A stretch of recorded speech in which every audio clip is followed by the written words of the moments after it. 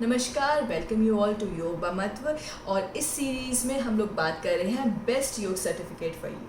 तो अब इस सीरीज़ की ये 4th वीडियो है। हमने अभी तक बात की है कि इंट्रोडक्टरी वीडियो थी, फॉलोड बाय एक योग वॉलंटियर लेवल 1, लेवल 2 योग प्रोटोकॉल इंस्ट्रक्टर, और आज हम बात करेंगे योग वेलनेस इंस्ट्रक्टर के बारे में।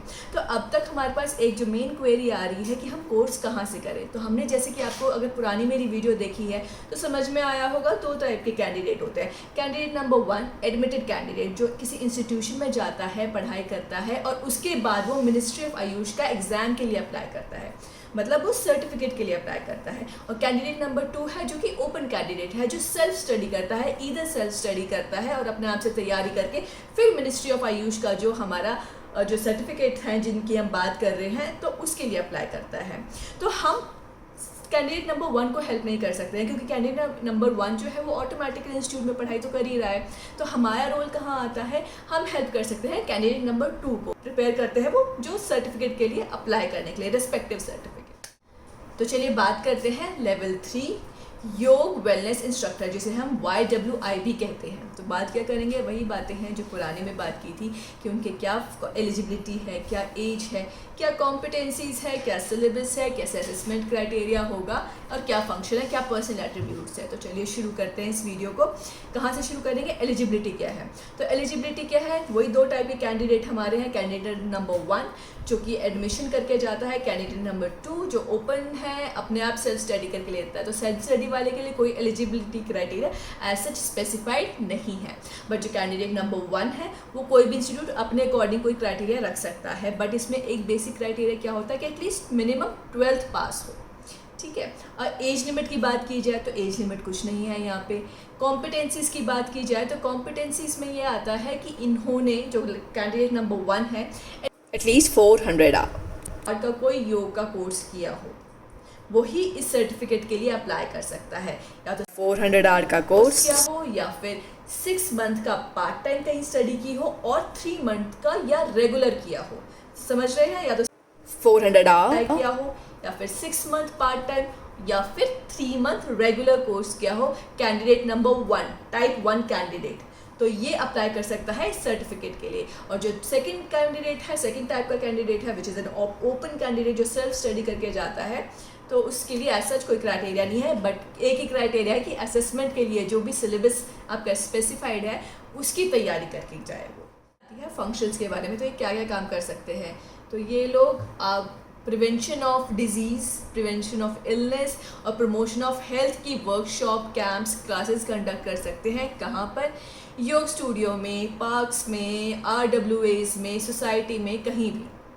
इनफैक्ट स्कूल्स में भी, यस, जो YWI है ये स्कूल में भी अप्लाई कर सकते हैं।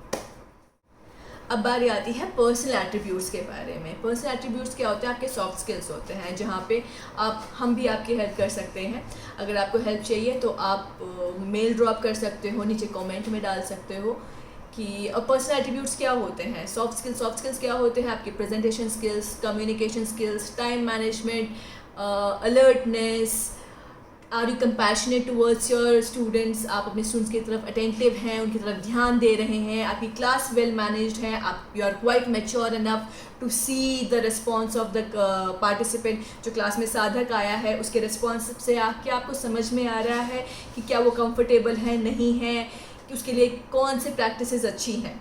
अब बारी आती है असेसमेंट के बाद में। तो असेसमेंट वही 200 मार्क्स है, सिर्फ और सिर्फ एक ही लेवल है, लेवल 1, विच इज़ योग वॉलंटियर, जिसके लिए कोई असेसमेंट नहीं है। अदरवाइज सभी लेवल के लिए असेसमेंट है। तो इस लेवल पे भी 200 मार्क्स का असेसमेंट है, जिसमें कि 60 मार्क्स की थ्योरी है, 140 मार्क्स के आपके प्रैक्टिकल हैं। तो 60 मार्क्स में जो थ्योरी है तो 3 यूनिट है, 3 यूनिट इक्वली डिवाइडेड है, 20-20-20।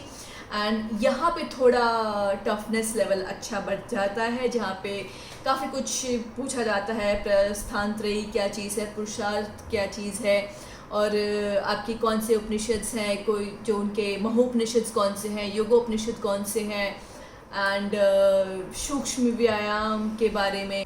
कुछ सेगमेंट इसमें आयुर्वेद का भी है, सप्त धातु क्या होती हैं, आप सेंस ऑर्गन्स क्या होती हैं, ऋतुचर्या क्या है, ऋतु के अकॉर्डिंग जो हमारा लाइफस्टाइल होता है, दिनचर्या क्या है, दिन के अकॉर्डिंग हमारा लाइफस्टाइल क्या होता है, एंड योग मास्टर्स कौन कौन थे, योग इटमोलॉजी, योग origin, and different type of योग क्या क्या है हमारे पास एंड इस तरीके की। तो यहाँ पे अभी आप नोटिस करेंगे कि जो योग प्रोटोकॉल इंस्ट्रक्टर से योग वेलनेस इंस्ट्रक्टर पे जब हम जंप करते हैं तो यहाँ पे थोड़ा सा टफनेस ऑफ कोर्स, बिकॉज आप स्कूल्स के लिए भी अप्लाई कर सकते हैं और आप प्रिवेंशन ऑफ इलनेस के लिए वर्क कर रहे हैं, तो आपको इतनी नॉलेज होनी चाहिए। तो ये तो थ्योरी का पार्ट था। जब हम प्रैक्टिकल की तरफ जाते हैं तो सूर्य नमस्कार, सूक्ष्म व्यायाम और षटकर्म आपको उसकी नॉलेज होनी चाहिए करवाने की, करने की। एंड थोड़ा सा पार्ट यहाँ पे मुद्रा के बारे में भी है, मुद्रा कैसे की जाती हैं, मुद्रा के बेनिफिट्स क्या क्या होते हैं, प्राणायाम, ध्यान की प्रिपरेटरी कुछ प्रैक्टिसेस हैं, ध्यान की कुछ प्रैक्टिसेस हैं। तो ये ऊपर से थोड़ा थोड़ा मैं सिलेबस के बारे में बता रही हूँ, पर ज़्यादा सिलेबस कंप्लीट आपको लिंक में मिल जाएगा। और उस PDF के एंड में इंपॉर्टेंट बुक्स हैं, जो आप बुक्स आप पढ़ सकते हैं इसकी तैयारी करने के लिए, YWI लेवल के लिए। और इसके अलावा अगर आपको कुछ टफ हो लगता है, कुछ समझ नहीं आ रहा है, तो आप हम लोगों से भी पूछ सकते हैं। आज के लिए इतना ही योग वेलनेस इंस्ट्रक्टर के बारे में। आई होप आप सभी वो वीडियोस फॉलो कर रहे हैं, बिकॉज सभी वीडियोस देखने के बाद ही आप आइडेंटिफाई कर पाएंगे कि आप कौन से लेवल के लिए अप्लाई कर सकते हैं। तो आज के लिए इतना ही, बहुत बहुत धन्यवाद, थैंक यू।